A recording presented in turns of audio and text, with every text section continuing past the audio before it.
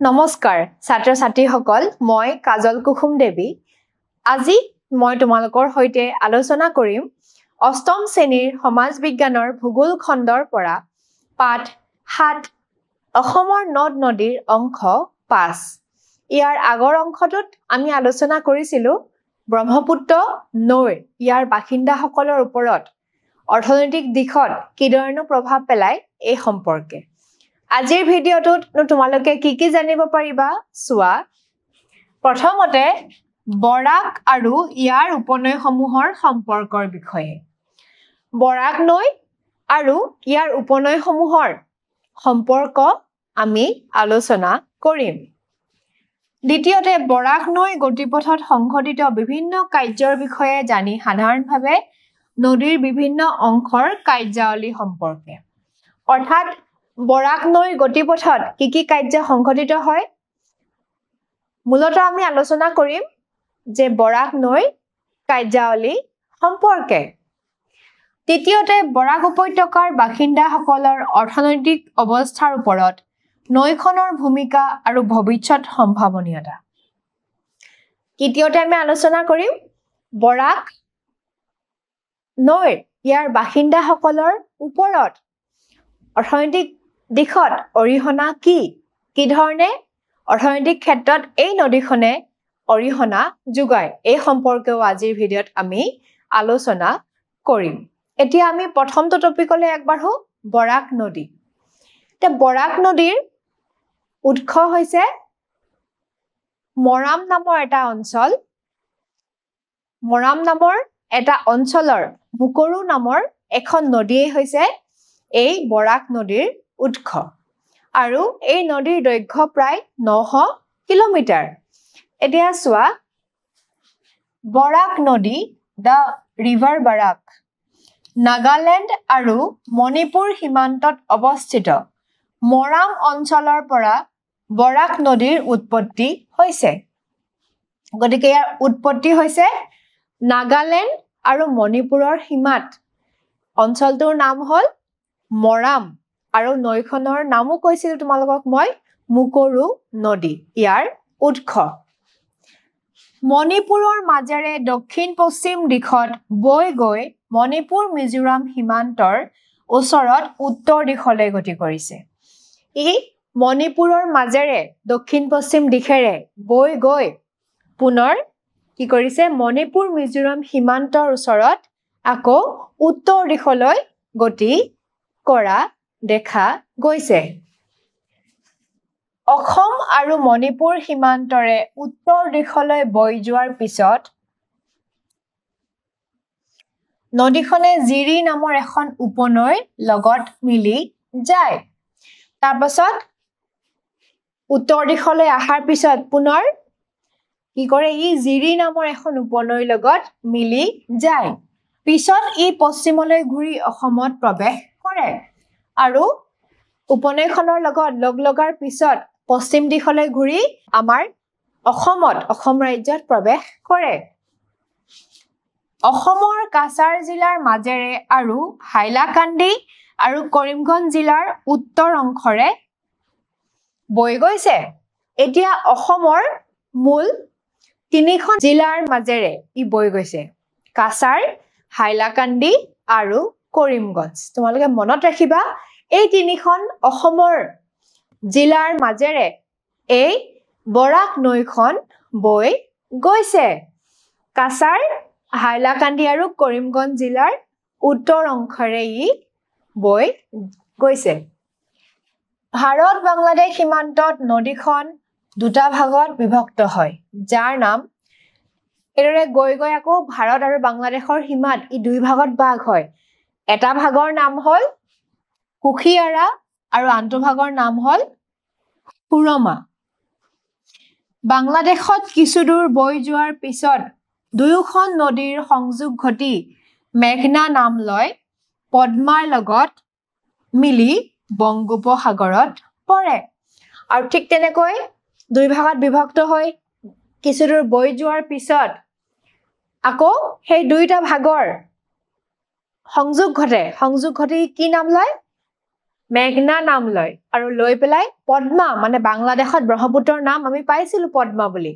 পদ্মাৰ লগত মিলি গৈ পেলাই ক'ত পৰেগৈ বংগোপসাগৰত ই পৰে এনে বৰাক নদীৰ দৈৰ্ঘ্য দিয়া আছে চোৱা প্ৰায় 900 কিলোমিটাৰ হল বৰাক নদীৰ দৈৰ্ঘ্য আৰু ই বহল কিমান থাকে চোৱা প্ৰায় 30 মিটাৰৰ পৰা 300 মিটাৰ আৰু ইয়াৰ বহল হল কিছু কিছু অংশ 30 মিটাৰো আছে আৰু কিছু কিছু অংশ 300 মিটাৰ বহল পৰ্যন্ত দেখা যায় অসমত বৰাক নদীৰ 27 খন সৰোবৰ উপনৈ আছে আৰু অসমত বৰাক নদীৰ 27 খন সৰোবৰ উপনৈ আছে আমি পাইছিলো ব্ৰহ্মপুত্ৰৰ প্ৰায় 90 খন সৰোবৰ উপনৈ আছে আৰু বৰাক নদীৰ কেইখন আছে প্ৰায় 27 খন সৰোবৰ উপনৈ আছে অসম আৰু বাংলাদেশৰ অংশত নদীখনৰ গতিপথ অতি সৰ্পিল অসমত যেতিয়া এই তিনিখন জিলাৰ মাজেৰে বৈ যায় আৰু বাংলাদেশত কি হয় ইয়াৰ গতিপথ সৰ্পিল মানে একা বেকা সেইকাৰণে এই গতিপথ সৰ্পিল বুলি কৈছে একা বেকা কাছাৰ অঞ্চলত দুয়োপাৰে অসংখ্য জলাশয় দেখা যায় আৰু এই নদীখনৰ কাছাৰ অংশত অসংখ্য কি দেখা যায় জলাশয় দেখা যায় এই নদীৰ পাৰত যথেষ্ট জলাশয় পৰিলক্ষিত হয় যিবোৰ বিভিন্ন ধৰণৰ জলজ প্ৰাণী আৰু উদ্ভিদৰ বাসস্থান বাংলাদেশত নদীখনে গুম্ফিত আকৃতি বা ৰূপ লয় বাংলাদেশত নদীখনে গুম্ফিত ৰূপ লয় গুম্ফিত ৰূপ মানে আমি পাইছিলো কিছু কিছু অংশত যে খৰালি কালত পানী শুকাই গলে নদীৰ গেটবোৰ অৱক্ষেপনবোৰ ওলাই পৰে হয়নে আৰু নদীখনে বিভিন্ন শাখাত বিভক্ত হৈ ববলৈ ধৰে এটো আছিল নৈৰ গুম্ফিত ৰূপ গতিকে বাংলাদেশত নৈখনৰ গুম্ফিত ৰূপো পৰিলক্ষিত হয় কাছাৰ কৰিমগঞ্জ আৰু হাইলাকান্দি জিলাৰ ঠায়ে ঠায়ে বৰাক আৰু ইয়াৰ উপনৈসমূহে প্ৰতি বছৰে বানপানীৰ সৃষ্টি কৰে অসমৰ যি তিনিখন জিলাৰ মাজেৰে বৈ গৈছে কাছাৰ হাইলাকান্দি কৰিমগঞ্জ এই তিনিখন জিলাত কি কৰে বৰাক আৰু ইয়াৰ উপনৈসমূহে প্ৰতি বছৰে বানপানীৰ সৃষ্টি কৰে বানপানীয়ে অঞ্চলটোৰ উন্নয়নত বাধাৰ সৃষ্টি কৰি আহিছে আৰু এই বানপানীয়ে অঞ্চলটোৰ উন্নয়নৰ ক্ষেত্ৰত হেঙাৰ হিচাপে থিয় দিয়ে বা বাধাৰ সৃষ্টি কৰে এতিয়া চোৱা ইয়াতে বৰাক নৈৰ উৎস আৰু ই কি ধৰণে কৰ পৰা কেনেকৈ গতি কৰিছে দেখুওৱা হৈছে চোৱা মণিপুৰ আৰু নাগালেণ্ডৰ সীমাত থকা এই অঞ্চলটোৰ পৰা মৰাম নামৰ অঞ্চলটোৰ পৰা ইয়াৰ উৎপত্তি আৰু ইয়াৰ পৰা উৎপত্তি হৈ ঠিক কি কৰিছে চোৱা দক্ষিণ পশ্চিম দিশত কিছু দূৰ বৈ আহিছে হয়নে মণিপুৰৰ মাজেৰে এদৰে আহি আকৌ চোৱা ইয়াত আকৌ উত্তৰ দিশলৈ গতি কৰিছে হয়নে উত্তৰ দিশলৈ গতি কৰি এই অংশটোত চোৱা এইখন উপনৈ জিৰি এই জিৰিৰ লগত ইয়াত লগ লাগিছে লগ লাগি পেলাই চোৱা পশ্চিমলৈ ঘূৰিছে ঘূৰি পেলাই এইদৰে অসমত এই তিনিখন জিলাৰ মাজেৰে ই গতি কৰিছে হয়নে ইয়াত চোৱা যিবোৰ আকৃতি সৰ্পিল আকৃতিৰ আৰু অসমৰ পৰা অসমৰ সীমাত এই বাংলাদেশত ইয়াত চোৱা অসমৰ বাংলাদেশৰ সীমাত এই নৈখন দুটা ভাগত বিভক্ত হৈছে চোৱা এটা ভাগ ইফালে এটা ভাগ ইফালে এইটো ভাগ কুখিয়াৰা আৰু এইটো সুৰমা গতিকে এই দুটা ভাগত বিভক্ত হৈছে হৈ পেলাই আকৌ চোৱা এই অংশত মিলিত হৈছে আকৌ দুইটা ভাগ আৰু এই অংশটোত নদীখনে নাম লৈছে মেঘনা আৰু এই ধৰণে ই কিছু দূৰ বৈ অহাৰ পিছত আকৌ চোৱা পদ্মা পদ্মা মানে বাংলাদেশত ব্ৰহ্মপুত্ৰৰ নাম পদ্মা পদ্মাৰ লগত চোৱা লগ হৈছে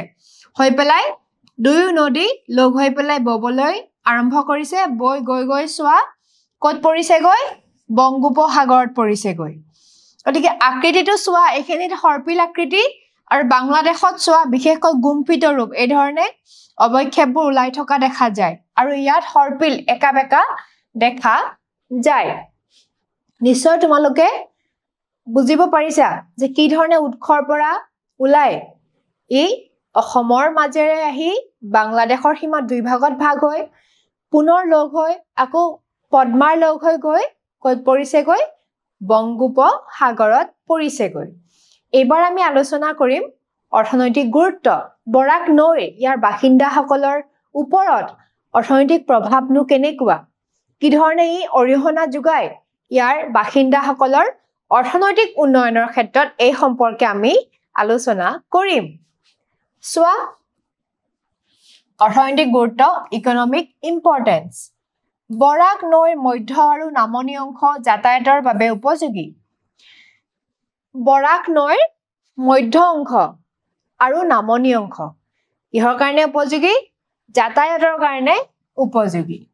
অসম অংশত নৈৰ দাঁতিকাষৰীয়া বাসিন্দাসকলে স্থানীয় নামেৰে যাতায়াত কৰাৰ উপৰিও কৃষিজাত সামগ্ৰী সৰবৰাহ কৰে আৰু বৰাক নৈৰ যি অসম অংশ তিনিখন জিলাৰ মাজেৰে যে বৈ গৈছিল কাছাৰ কৰিমগঞ্জ আৰু হাইলাকান্দি সেই অংশত কি কৰে দাঁতিকাষৰীয়া বাসিন্দাসকলে নামেৰে যাতায়াতটো কৰে তাৰ উপৰিও কৃষিজাত যিবোৰ সামগ্ৰী সেইবোৰো পৰিবহণ কৰে মণিপুৰৰ দক্ষিণ অংশৰ লগত কাছাৰ জিলাৰ বাসিন্দাসকলে এই জলপথেদি যোগাযোগ ৰক্ষা কৰে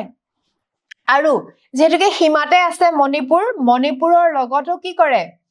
দক্ষিণ অংশৰ লগত কাছাৰ জিলাৰ বাসিন্দাসকলে জলপথেদি যোগাযোগ ৰক্ষা কৰা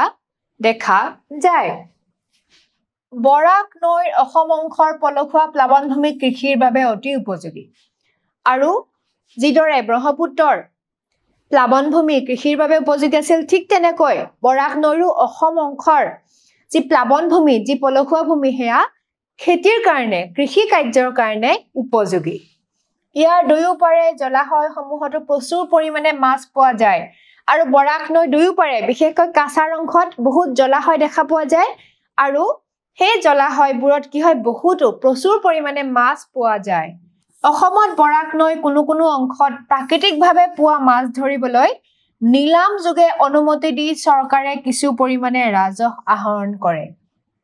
আৰু বৰাক নৈ কোনো অংশত মাছ মৰাৰ কাৰণে চৰকাৰে নিলাম ব্যৱস্থা কৰে আৰু সেই ব্যৱস্থাৰ যোগেদি কি কৰে ৰাজহো আহৰণ কৰে চৰকাৰে নিলামৰ যোগেদি মাছ মাৰিব দিয়ে আৰু তাৰ পিছত তাৰ পৰা ৰাজহ সংগ্ৰহ কৰে এতিয়া সোৱা এখন তালিকা ইয়াত দেখুওৱা হৈছে অসমৰ 10খন প্ৰধান নদীৰ চমু বিৱৰণ অসমৰ 10খন প্ৰধান নদী ইয়াৰ উৎস দৈৰ্ঘ্য কিমান সংযোগী ৰাজ্য কি আৰু সংযোগী জিলা নগৰ আৰু মহানগৰসমূহ দেখুওৱা হৈছে প্ৰথমতে সোৱা প্ৰথমতে দিয়া আছে ব্ৰহ্মপুত্ৰ ইয়াৰ উৎস হিমালয় আমি পাইছিলো ইয়াৰ উৎসটোৰ নাম আছিল সেমায়ুংডুং নামৰ হিমবা দৈৰ্ঘ্য হল 2906 কিলোমিটাৰ সংযোগী ৰাজ্য হল অৰুণাচল প্ৰদেশ ওচৰতে থকা ৰাজ্য সংযোগী জিলা নগৰ হল গুৱাহাটী ডিব্ৰুগড় আৰু তেজপুৰ দ্বিতীয়তে সোৱা বৰাকৰ উৎস মুকৰু নদী মৰাম অঞ্চলৰ ইয়াৰ দৈৰ্ঘ্য 900 কিলোমিটাৰ সংযোগী ৰাজ্য মণিপুৰ আৰু মিজোৰাম সংযোগী জিলা নগৰ মহানগৰ হল শিলচৰ আৰু লক্ষীপুৰ তৃতীয়তে সোৱা ধনহিৰি উৎস হল লালচেং শৃংগ ইয়াৰ দৈৰ্ঘ্য 352 কিলোমিটাৰ সংযোগী ৰাজ্য নাগালেণ্ড সংযোগী জিলা গোলাঘাট নগৰ মহানগৰ সোৱা ডিমাপুৰ আকৌ সোৱা চতুৰ্থতে মানাহৰ উৎস হিমালয় ইয়াৰ দৈৰ্ঘ্য 376 সংযোগী ৰাজ্য ভূটান সংযোগী জিলা নগৰ মহানগৰ যোগীঘোপা ঠিক তেনেকৈ সোৱা 5 নম্বৰ দিয়া আছে দিহিঙৰ উৎস পাটকাই পাহাৰ দৈৰ্ঘ্য 380 কিলোমিটাৰ সংযোগী ৰাজ্য অৰুণাচল প্ৰদেশ সংযোগী জিলা নগৰ মহানগৰ হল লিডু ডিগবৈ দুলিয়াজান নাহৰকটীয়া তিনিচুকীয়া তাৰপিছত 6 নম্বৰ দিয়া আছে লোহিতৰ উৎস হল কাংগ্ৰি গাপু পাহাৰ ইয়াৰ দৈৰ্ঘ্য 200 কিলোমিটাৰ ইয়াৰ সংযোগী ৰাজ্য অৰুণাচল প্ৰদেশ সংযোগী জিলা নগৰ মহানগৰ কিবিথু তাৰপিছত 7 নম্বৰ দিয়া আছে কপিলি ইয়াৰ উৎস মেঘালয় মালভূমি ইয়াৰ দৈৰ্ঘ্য 290 কিলোমিটাৰ সংযোগী ৰাজ্য মেঘালয় সংযোগী জিলা নগৰ মহানগৰ হল কাৰ্বি আংলং ডিমা হাছাও আৰু নগাঁও 8 নম্বৰত চোৱা কামেং ইয়াৰ উৎস হিমালয় ইয়াৰ দৈৰ্ঘ্য 268 সংযোগী ৰাজ্য অৰুণাচল প্ৰদেশ সংযোগী জিলা নগৰ মহানগৰ হল তেজপুৰ শোণিতপুৰ পশ্চিম কামেং ইয়াত দিয়া তেজপুৰ আৰু শোণিতপুৰ একেখন জিলাৰ কথাই কোৱা হৈছে 9 নম্বৰতে চোৱা ভোগদৈ ইয়াৰ উৎস নগা পাহাৰ দৈৰ্ঘ্য 160 কিলোমিটাৰ সংযোগী ৰাজ্য নাগালেণ্ড আৰু সংযোগী জিলা নগৰ মহানগৰ হল যোৰহাট শেষত চোৱা 10 নম্বৰ দিয়া আছে সুৰমা ইয়াৰ উৎস হল মণিপুৰ পাহাৰ দৈৰ্ঘ্য হল 900 কিলোমিটাৰ সংযোগী ৰাজ্য মণিপুৰ আৰু মিজোৰাম আৰু সংযোগী জিলা নগৰ মহানগৰ দিয়া নাই গতিকে আজি মই তোমালোকৰ লগত যিখিনি আলোচনা কৰিলো তাৰ ওপৰত ভিত্তি কৰি আজি প্ৰশ্ন কেইটালৈ একবাৰ হো প্ৰথম প্ৰশ্নটো চোৱা বৰাক নৈৰ দৈৰ্ঘ্য কিমান বৰাক নৈৰ দৈৰ্ঘ্য আমি পাইছিলো উত্তৰটো হ'ব 900 কিলোমিটাৰ এবাৰ দ্বিতীয়টো প্ৰশ্ন চোৱা বৰাক নৈৰ অসমৰ দেশখন জিলাৰ মাজেৰে বৈ গৈছে আমি আলোচনা কৰিছিলো অসমৰ 3খন জিলাৰ মাজেৰে বৈ গৈছে হয়নে গতিকে ইয়াত কি হ'ব 3 কি আছিল কৰিমগঞ্জ কাছাৰ আৰু হাইলাকান্দি এতিয়া 3 নম্বৰ প্ৰশ্নটো চোৱা বৰাক নৈ মধ্য আৰু নামনি অংশ যাতায়াতৰ বাবে অনুপযোগী আমি পাইছিলো বৰাক নৈ মধ্য আৰু নামনি অংশ যাতায়াতৰ বাবে উপযোগী বুলি গতিকে ইয়াত উত্তৰটো কি হ'ব অশুদ্ধ হ'ব এইটো উপযোগীহে হয় অনুপযোগী নহয়